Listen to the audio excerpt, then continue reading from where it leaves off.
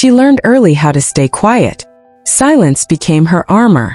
Not because she was weak, but because every sound carried consequences. In that house, love felt conditional. Smiles disappeared quickly. Walls remembered things she tried to forget. And fear became part of the routine. She used to believe that endurance was strength, that staying meant protecting her children, that leaving would break them more than staying ever could. So she stayed. She learned how to read moods, how to anticipate anger, how to make herself smaller, how to disappear in plain sight. Her children learned too. They learned when to stay in their rooms. They learned how to listen through walls. They learned that loud voices meant danger. No one sees this part from the outside. From the outside, everything looks normal.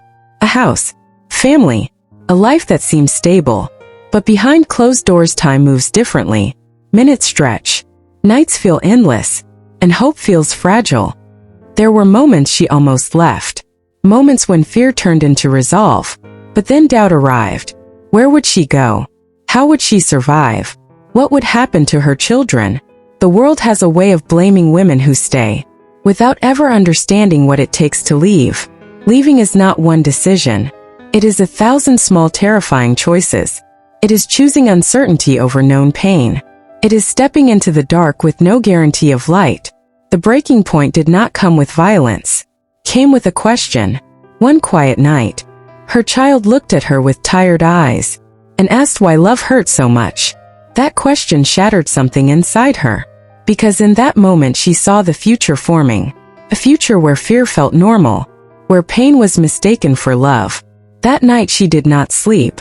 She sat on the edge of the bed listening to breathing, feeling the weight of everything she had tried to hold together. When the sun rose, she packed a bag. Not everything, just what mattered. She held her children close and walked out without looking back. The air outside felt colder, but it also felt honest. The first days were heavy. Shelters were unfamiliar. Beds felt temporary. Everything smelled like uncertainty. She learned how to ask for help, something she had never been allowed to do. Some people looked at her with pity, some with judgment, but some with kindness. And that kindness kept her going. She worked whenever she could, cleaning offices, serving food, doing whatever was available. She came home exhausted, but her children slept without fear, and that was enough. There were nights she cried quietly, not because she regretted leaving, but because healing hurts. Healing forces you to feel what you survived. It asks you to face memories you buried. It demands courage every single day. Slowly something changed. Her shoulders lowered. Her voice grew steadier. Her children laughed more freely. She started believing in a future again. Not a perfect one, but a safe one. Years passed, and survival turned into stability. Stability turned into confidence. She built a life piece by piece.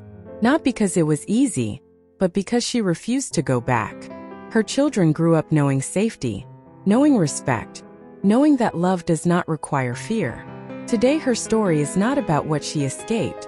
It is about what she created. A home filled with peace, a future rooted in strength, a legacy of courage. She does not call herself brave. She says she did what she had to do. But bravery often looks like that. Quiet, determined, unapologetic. If you are listening to this, and you feel trapped, know this: your fear is valid, your hesitation is understandable, and your strength is real. Leaving does not mean you failed. It means you chose life. Some voices are never meant to stay silent, and sometimes, the bravest thing a woman can do is walk away,